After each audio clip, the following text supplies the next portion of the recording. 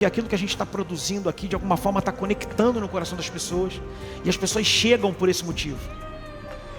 Mas elas não podem chegar aqui e serem vistas como mais uma. Nem aqui, e nem nos lugares onde Deus colocou você para estar. Lembre-se para onde as pessoas estão indo. E lembre-se do ministério que Deus te deu. Ministério da reconciliação. Reconciliar pessoas a Deus. Conectar pessoas, transformá-las em amigos de Deus. Isso foi dado a você, um privilégio. E foi te dada a palavra. Não se esconda atrás de timidez. Não se esconda atrás de um pseudo incômodo. Não se esconda atrás das desculpas que você pode dar para não evangelizar e não falar de Jesus para as pessoas. Porque no dia do julgamento, nós seremos julgados pelos bens ou pelos maus que cada um de nós fizer.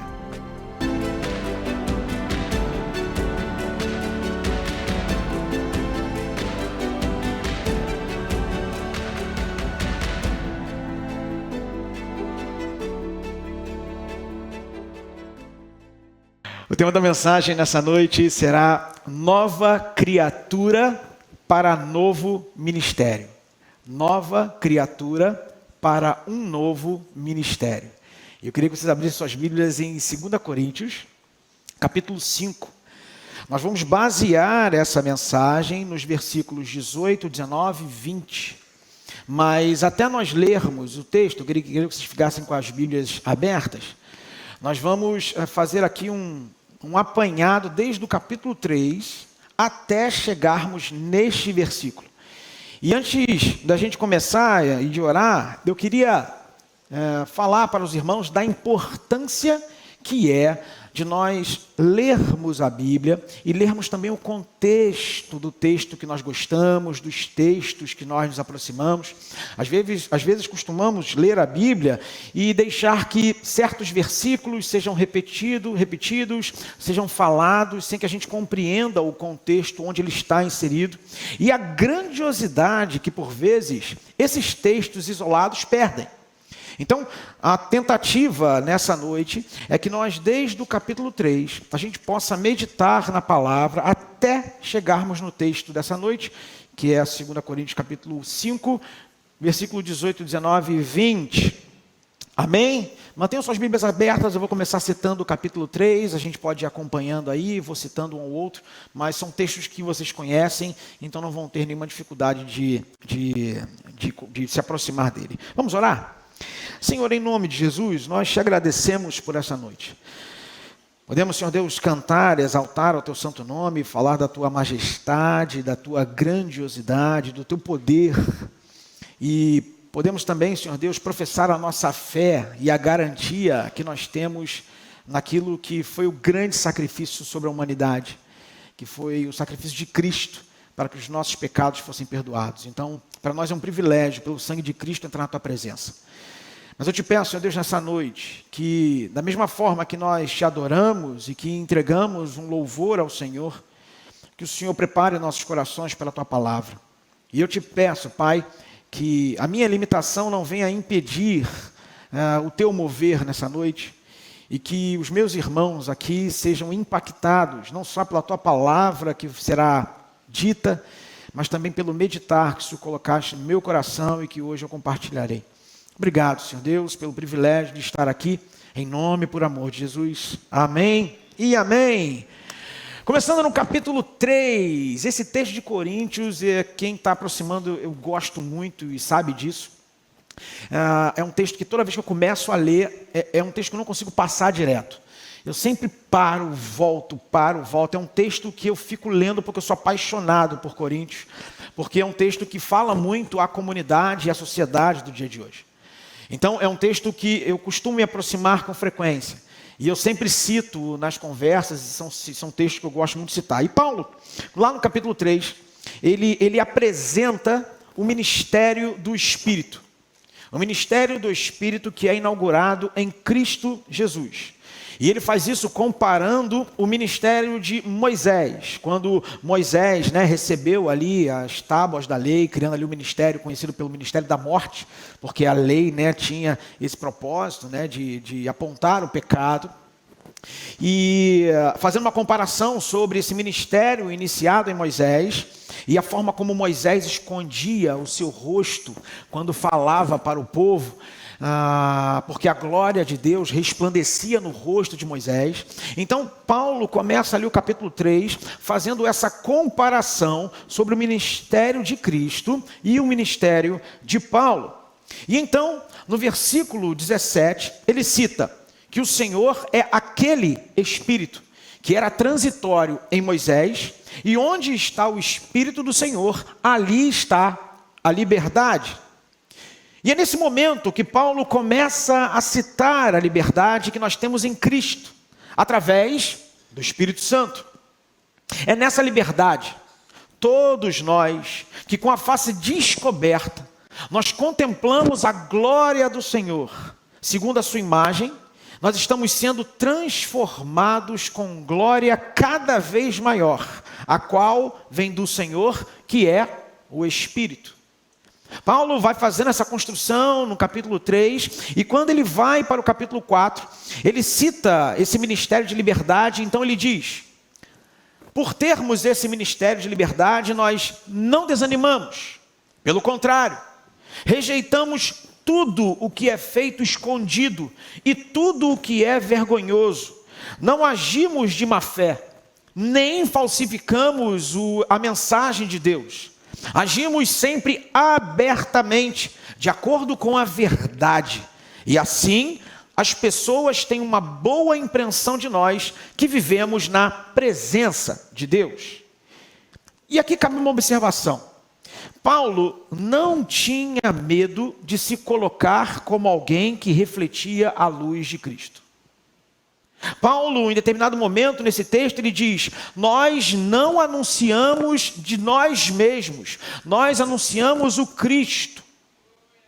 Quanta autoridade há na palavra dos servos de Deus!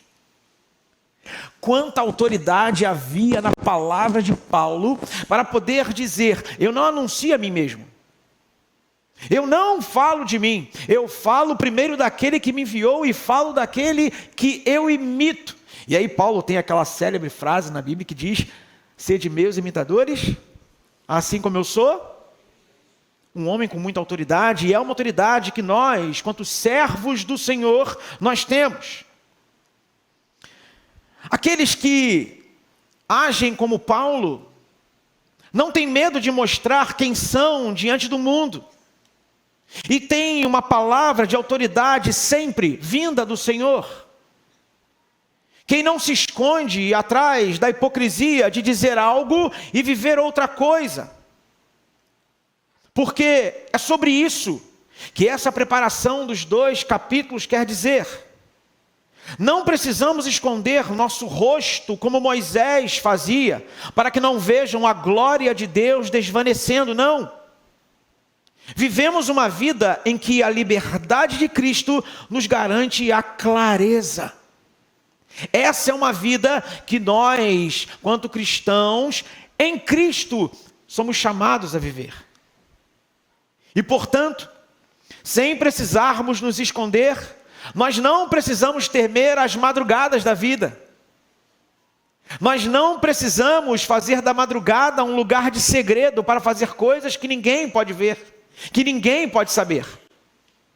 A igreja não é mais o meu lugar de esconderijo, onde eu ajo e trabalho e faço tudo o que tenho que fazer, mas o meu testemunho na minha família e nos lugares onde eu estou inserido não condizem com a bênção que eu sou na igreja. Nós não precisamos esconder o nosso rosto. A minha vida é um livro aberto, diz o ditado. Eu e você somos chamados por Deus, nesse ministério inaugurado em Cristo, para sermos um livro aberto. Sem medo, sem receio, sem comportamentos hipócritas, que muito mais tem a ver com o que nós falamos do que de verdade nós vivemos. E seguindo mais adiante, ele fala sobre essa preciosidade. Essa preciosidade que é ter o Espírito Santo habitando em nós, ser guardada em vasos de barro. para que a gente não venha a achar que nós somos importantes em nós mesmos. O que fazemos, só fazemos por causa de Cristo Jesus. Por isso ele diz, em Cristo, em tudo somos atribulados, porém não angustiados. Ficamos perplexos, porém não desanimados. Somos perseguidos, porém não abandonados. Somos derrubados, porém não destruídos. Por isso não desanimamos, pelo contrário, mesmo que o nosso ser exterior se desgaste, o nosso ser interior se renova de dia em dia. Porque a nossa leve e momentânea tribulação produz para nós um eterno peso de glória, acima de toda a comparação, na medida em que não olhamos mais para as coisas que nós vemos, mas para as coisas que não se veem. Porque as coisas que não se veem duram apenas um pouco. As coisas que se veem duram apenas um pouco, mas as que não se veem são eternas. O que Paulo está tentando dizer para mim e para você nessa noite é que a partir do momento em que nós vivemos a partir desse ministério que é inaugurado em Cristo, nós podemos viver uma vida tendo a plena convicção de que Ele há de nos sustentar nos momentos mais difíceis de nossas vidas. Nós podemos ter a certeza que em Cristo podemos viver uma vida clara, uma vida aberta, uma vida em que você não tem medo de, por exemplo, deixar o seu WhatsApp aberto no computador do seu trabalho. Ou que talvez você não tenha medo da sua esposa, do seu esposo, pegar o seu celular e usá-lo conforme quer. Ou que você pode, como adolescente, jovem, deixar os seus pais mexerem no seu computador e terem acesso a tudo que você produz. Em que qualquer pessoa da sua família pode chegar no seu trabalho com tranquilidade, porque lá darão testemunho do servo e da bênção que você é. E por este motivo, vivendo com esta clareza, o Senhor diz que apesar das tribulações, nós não seremos derrotados. Apesar das dificuldades que se impõem, abatidos, mas não destruídos. Porque aquilo que nos sustenta é uma fé que não está baseada naquilo que nós vemos, mas está baseada naquilo que nós não vemos, porque crer naquilo que não vemos é fé. Fé naquele que é sustentador. E a primeira pergunta que eu gosto de fazer, que eu queria fazer para você nessa noite é: você é capaz de dizer que vive uma vida desta forma? Você é capaz de dizer que a vida que você vive hoje é uma vida clara? Ou você precisa botar um véu diante da sua face em determinados lugares da sua vida porque a glória de Deus tem se desvanecido? Aqueles que depositam a esperança no Senhor até o momento em que nós iremos encontrar com Ele, ou até o momento em que Ele venha. Você pode estar passando pela dificuldade que for, pela limitação que vier. Seguros em Cristo nós estamos, e com Ele no barco, tudo vai bem. Paulo, ele diz isso.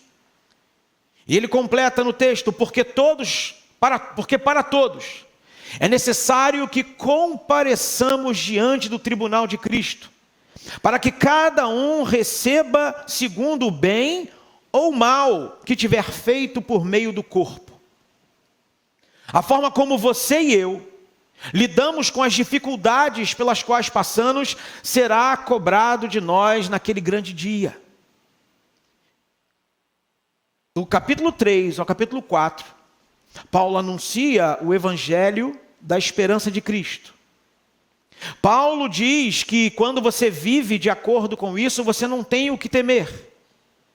Mas ele finaliza dizendo que no grande dia, no dia do grande julgamento, aquilo que você faz ou deixa de fazer, para o bem ou para o mal, será cobrado de você. Isso precisa me deixar estarrecido, ou feliz, dependendo da forma como eu caminho na minha vida. Cabe a cada um de nós, nesse momento, decidirmos quem nós somos diante deste evangelho e diante desse ministério de liberdade que o Senhor nos convida a viver. Porque quando chegarmos naquele dia, e há de chegar este dia, nós não poderemos dar desculpas. Nós não poderemos dizer que nós não sabíamos, ou que não tínhamos conhecimento. A palavra de Deus, ela é clara. E até agora eu fiz questão de fazer uma leitura quase integral do texto, saltando alguns, justamente para que você soubesse que isso está aqui na Bíblia. Não é uma verdade saída da mente de um homem qualquer, mas foi uma palavra dada por inspiração divina a esse homem e que nos alcança no dia de hoje e que precisa nos colocar numa posição de reflexão profunda sobre a vida que nós temos levado diante desse ministério da liberdade que um dia nós aceitamos viver. E então, nós chegamos no capítulo 5 com uma pergunta: por que novas criaturas? Por que Paulo diz que nós somos novas criaturas? E tem um motivo. Paulo, baseado nessa estrutura criada por ele de ministérios da liberdade, de força e de esperança em Cristo, ele diz, a partir do versículo 16 assim: assim que nós, daqui por diante, a partir do momento em que entendemos tudo isso, a ninguém conhecemos segundo a carne. E se antes conhecemos a Cristo segundo a carne, já agora não o conhecemos deste modo. E assim, se alguém está em Cristo, as coisas velhas e tudo se fez ok. Levamos em consideração esse texto, na maioria das vezes, para lembrar que nós não somos mais pecadores e que as coisas erradas que nós fizemos não nos alcançam mais, correto? Geralmente, quando citamos esse texto, nós falamos a partir desse contexto. E dizemos, não, aquela pessoa já não sou mais eu vivo uma vida diferente, e eu preciso que você entenda isso, que eu não sou mais aquela pessoa. E isso é uma verdade, isso é um fato. Sim, esse texto ele pode ser utilizado dessa forma. Mas mediante todo esse contexto, tudo aquilo que nós ouvimos no capítulo 3, 4 e agora no capítulo 5, a gente precisa entender que a liberdade citada por Paulo está também na escolha que eu e você façamos na forma de tratar os nossos irmãos. Nós não podemos tratar os nossos irmãos como nós tratávamos quando éramos velhas criaturas, porque nós escolhemos viver como novas criaturas. Então esse texto não quer dizer apenas de algo que eu praticava como pecado no meu passado. Esse é um texto que não pode estar relacionado apenas a uma vida que eu procuro levar sem pecados, mas também é uma modificação em todas as formas como eu vou lidar com o meu irmão, com as coisas de Deus. Por quê? Antes, nós conhecíamos a Cristo pela carne. E antes nós julgávamos as coisas pela carne, como diz o texto. Mas agora não é mais assim. Deus está nos convidando nesse momento, ao nascermos como uma nova criatura, vivermos de uma forma diferente. Não apenas para dizer que nós não somos mais pecadores, mas que a partir de hoje, a forma como eu vou me relacionar não é mais uma forma carnal, e sim uma forma espiritual. E agora ampliando um pouquinho isso, se acontece um problema na minha igreja, e isso me afeta de alguma forma, eu não posso dizer que eu nunca mais vou nessa igreja porque eu não gosto de quem está lá, porque isso é uma forma carnal de entender as coisas. Se o meu irmão cai por algum tipo de pecado, eu não posso fazer fofoca dele, porque isso é uma forma carnal de lidar. Quando a sua igreja precisa de uma ajuda, que seja uma ajuda física, uma ajuda de força, uma ajuda financeira, e você se nega porque ou está cansado, ou porque não quer dar o dinheiro, porque não confia muito, isso não é uma forma espiritual de se olhar. Percebe que quando nós levamos há outras consequências ou maiores consequências daquilo que nós dizemos, somos nova criatura, e de fato nós somos, nós precisamos entender a grandiosidade do que é dizer isso. Isso não está relacionado apenas à minha vida que eu levava, mas isso está relacionado à forma como eu vou me relacionar com as pessoas que estão diante de mim. Eu não posso tratar os meus irmãos e julgá-los como a carne. Eu preciso julgá-los agora de forma espiritual, conforme a Bíblia diz que precisa ser. E aqui está o grande desafio. Entenda, na vida que você leva hoje, você precisa ser uma nova criatura. Não apenas pelo fato de não pecar mais como antigamente. E aqui, ontem no culto, eu preciso citar isso. Preciso citar porque se por acaso alguém vê algum tipo de vídeo, eu não vou ficar tão constrangido. Ontem à noite, né? Quem não sabe da minha história, eu há bons 20 anos atrás, né? Então eu preciso citar que são mais de 20 anos atrás. Antes de me converter, eu levava um outro tipo de vida, né? Uma vida no meio da promiscuidade, do pagode e tal, aquela coisa toda. E aí, obviamente abandonei essa vida, graças ao bom Deus, né?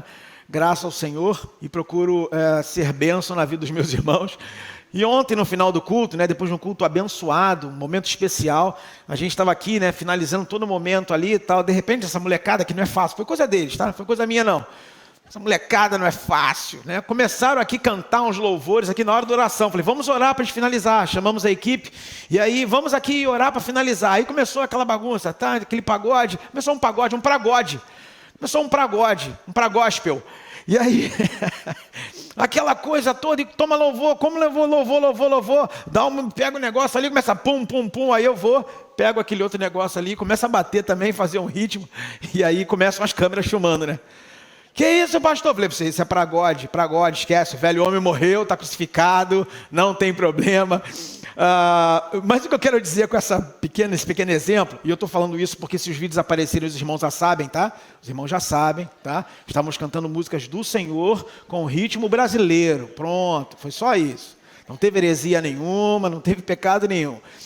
Mas por que eu estou dizendo isso? Porque ser uma nova criatura não está baseado apenas a isso. Ser uma nova criatura não está baseado ao fato de dizer, eu não peco mais, hein? Eu não sou mais essa pessoa, tá? É muito mais amplo. É muito mais amplo. Porque a minha liberdade, ela só tem sentido quando isso está na direção do outro. Quando eu preciso mortificar a minha carne, quando eu preciso fazer do outro alguém superior a mim, aí a minha liberdade é posta em xeque. Porque eu tenho todo o direito de dizer não, eu quero agir como eu quiser. Mas é nesse momento, em obediência à palavra, eu digo, não, eu vou perder essa batalha aqui, para que Cristo seja glorificado. Nascer como uma nova criatura é um desafio. Mais do que a sua forma de tratar as pessoas, isso é demonstrar que é uma nova criatura. Por isso, daqui em diante, Paulo diz, nós não vamos mais usar regras humanas quando nós julgarmos alguém. A forma como eu vou me relacionar com as pessoas ao meu redor não pode mais ser de uma forma carnal. Não pode mais ser de uma forma onde lá fora na sociedade, para aqueles que não conhecem a Cristo, é a forma normal de lidar com as coisas e com as pessoas.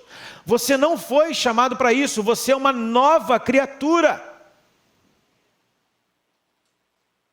Reflita, faça uma reflexão profunda sobre isso.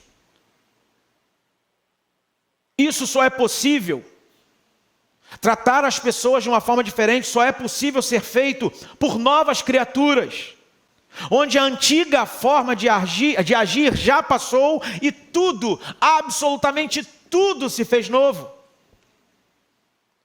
Quando aparece alguém novo na vizinhança, como é que você trata ele? Sendo uma nova criatura ou uma velha criatura?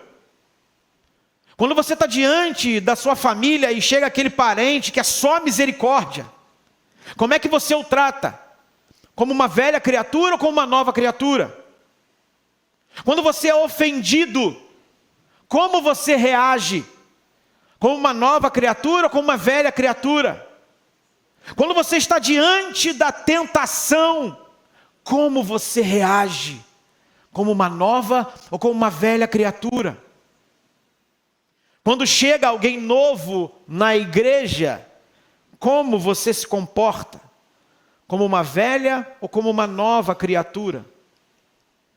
E é nessa pergunta, quando chega alguém novo na igreja, é nessa pergunta que o próximo texto ganha um sentido gigantesco. Diz assim: tudo isso provém de Deus, quando ele termina de dizer que nós somos nova criatura. Tudo isso provém de Deus, que nos reconciliou consigo mesmo, por meio de Cristo, e nos deu o ministério da reconciliação, a saber, que Deus estava em Cristo reconciliando o mundo, não levando em conta os pecados dos seres humanos e nos confiando a palavra da reconciliação. Por que nova criatura? Por que somos nova criatura? Porque apenas novas criaturas podem participar do ministério da reconciliação. Nós somos novas criaturas porque apenas novas criaturas podem participar do ministério da reconciliação. Duas coisas são importantes nesse texto: ministério da reconciliação e palavra da reconciliação. Nós éramos inimigos de Deus. Nós, seres humanos, éramos inimigos de Deus. E após o novo nascimento, foi dado a você um ministério. Quem aqui participa de algum ministério da igreja, levanta a mão. Amém, amém. Quem aqui não participa de nenhum ministério da igreja, levanta a mão. Amém, também. Aguardem, aguardem. Está tudo registrado, filmado. Todos nós temos um ministério. Não um ministério sistematizado dentro da igreja, que também são importantes. Mas todos nós temos um ministério. E não é um ministério dado por mãos humanas. É um ministério dado pelo próprio Deus. Talvez eu tenha citado essa palavra em uma outra reunião, em algum momento, com certeza no culto da relíquia eu falei, mas eu queria hoje compartilhar com os irmãos. Todos nós temos um ministério.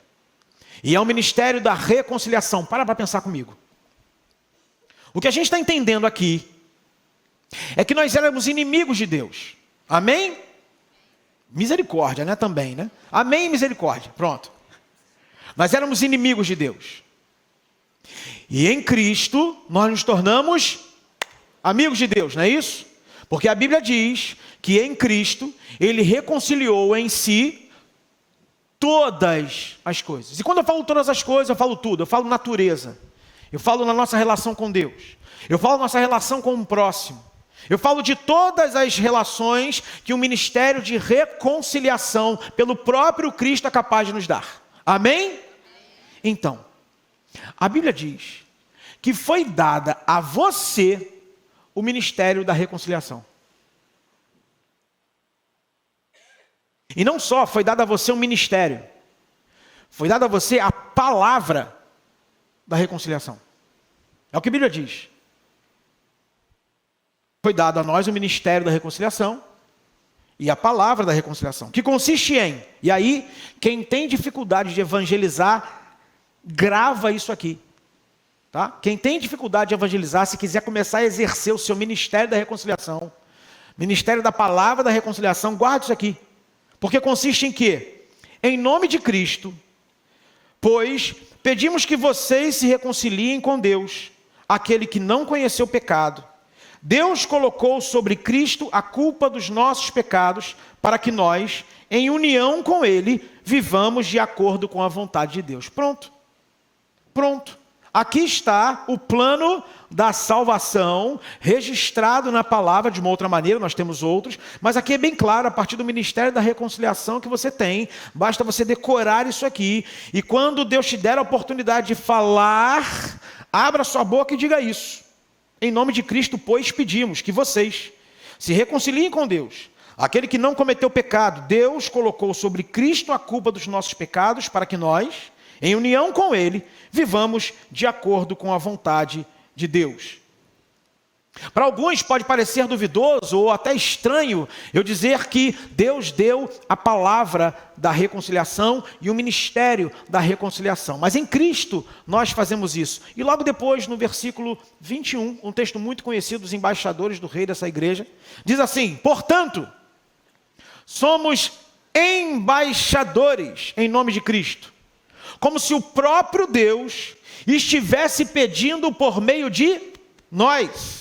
Em nome de Cristo, pois, pedimos que vocês se reconciliem com Deus. Nós somos embaixadores por Cristo Jesus.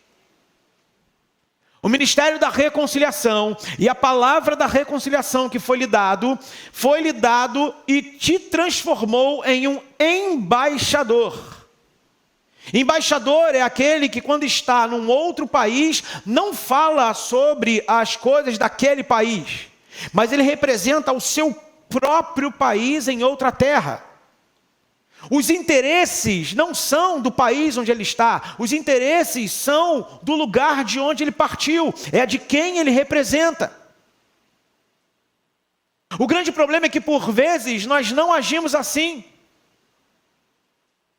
Nós deixamos de ser os embaixadores e acabamos nos ambientes onde Deus nos colocou para que nós fôssemos representantes de Cristo naquele lugar, naquele micro país.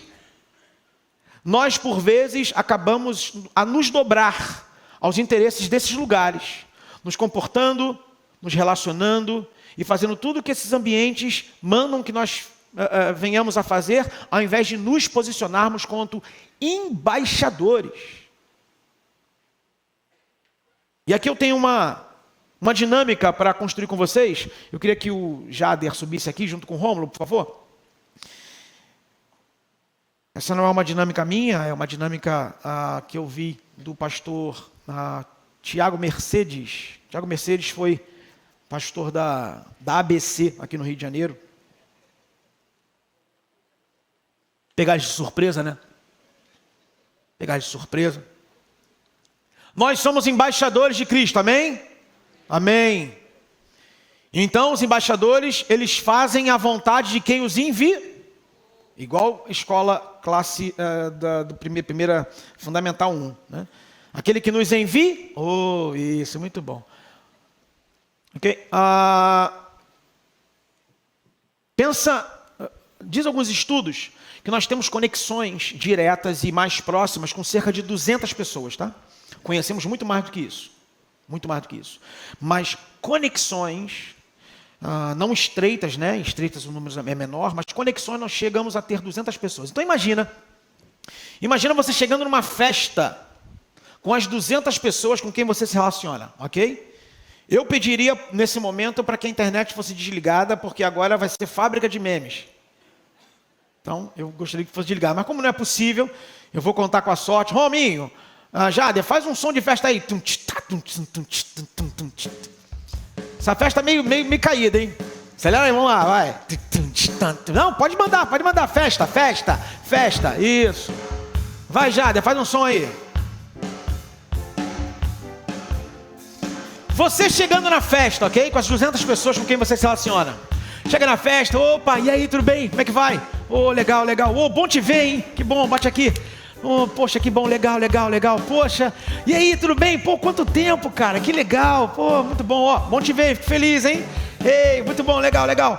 Vou ali tomar um negócio, tô com sede. Vou ali na cozinha tomar um negócio. E aí o som vai baixando, o som ficou lá fora. Eu tô na cozinha. Pode botar o som, vai. Isso. Eu tô na cozinha agora para pegar um copo d'água. Pego um copo d'água e quando eu olho, a cozinha está pegando fogo. A cortina começou a pegar fogo. E aí eu fico, ai meu Deus do céu. Fogo, ai a festa. E aí eu volto para a festa. Gente, eu vou embora. Não, eu sei, mas eu preciso ir. Desculpa, tá? Não, valeu. A gente se vê, a gente se fala, tá? Amanhã. Valeu, obrigado, hein? Valeu, obrigado. Fim da festa. Ok. Obrigado, salve de palmas. Eu vou para minha casa, vou dormir. durmo, acordo, dá no dia seguinte. Quando eu acordo com uma barulheira, campainha, pé, pé, pé, pé, pé, pé. E aí eu vou sair com meu pijama, pulando por cima de cachorro, Vanessa, as crianças e tal. E aí quando eu chego lá na porta, foto, paparazzi, conta, como é que foi? Só você sobreviveu. Aí eu sobrevivi? É só você sobreviveu na festa. 200 pessoas morreram, o que você fez? Ué, eu vi o fogo e fui embora. Como assim? Só isso? Mas o quê? Não, eu vi o fogo, me despedi e fui embora. E por que você fez isso?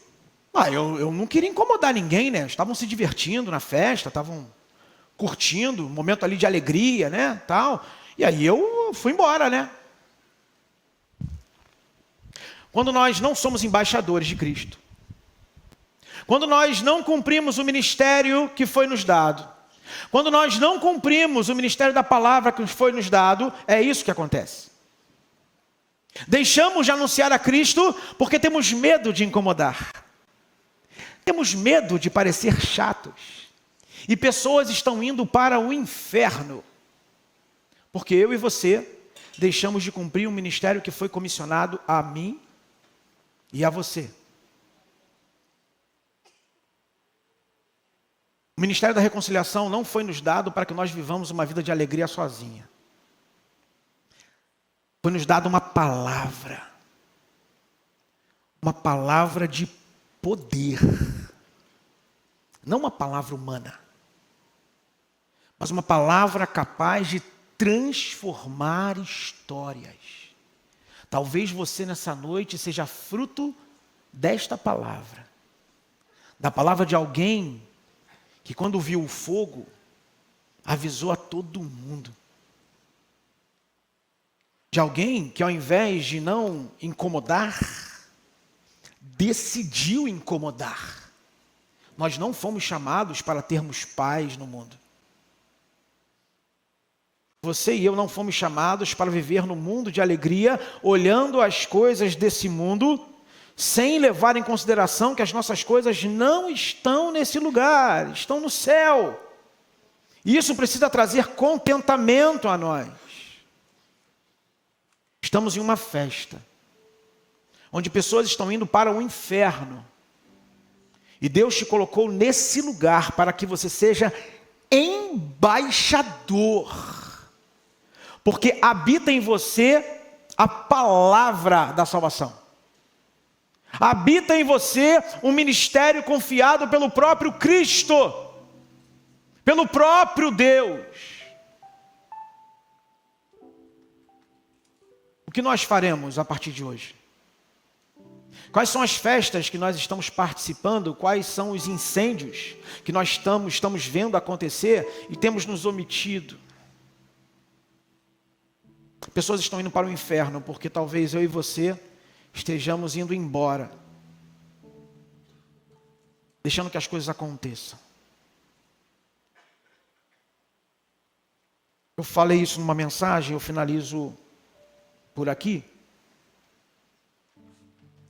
Estava lendo um livro sobre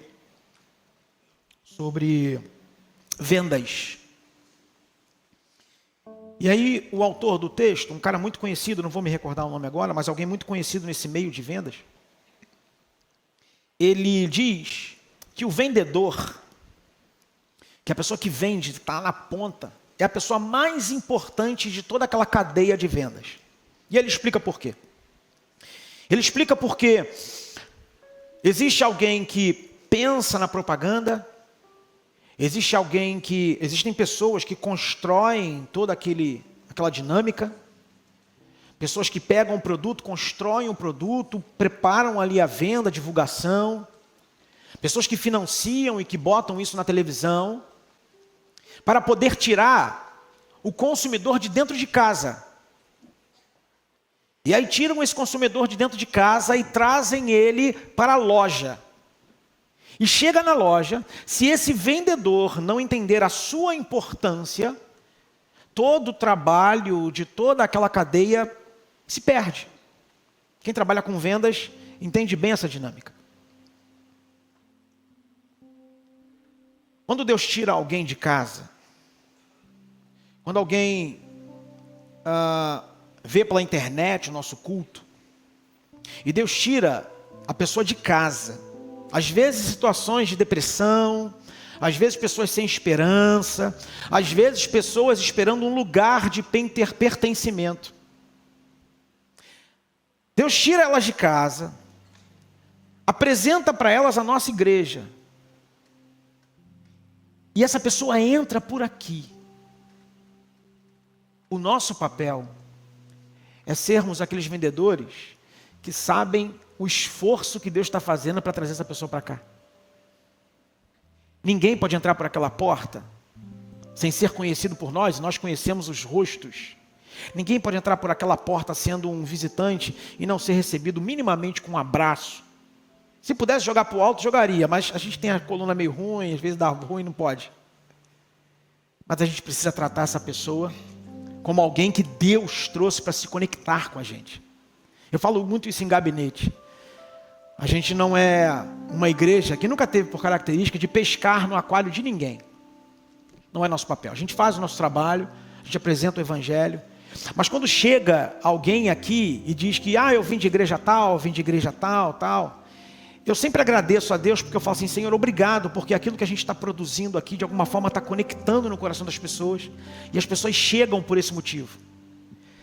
Mas elas não podem chegar aqui e serem vistas como mais uma. Nem aqui, e nem nos lugares onde Deus colocou você para estar. Lembrem-se da festa. Lembrem-se para onde as pessoas estão indo. E lembre-se do ministério que Deus te deu. Ministério da reconciliação. Reconciliar pessoas a Deus. Conectar pessoas. Transformá-las em amigos de Deus. Isso foi dado a você, um privilégio. E foi te dada a palavra. Não se esconda atrás de timidez. Não se esconda atrás de um pseudo incômodo. Não se esconda atrás das desculpas que você pode dar para não evangelizar e não falar de Jesus para as pessoas. Porque no dia do julgamento, nós seremos julgados pelos bens ou pelos maus que cada um de nós fizer. Deixa eu orar pela tua vida.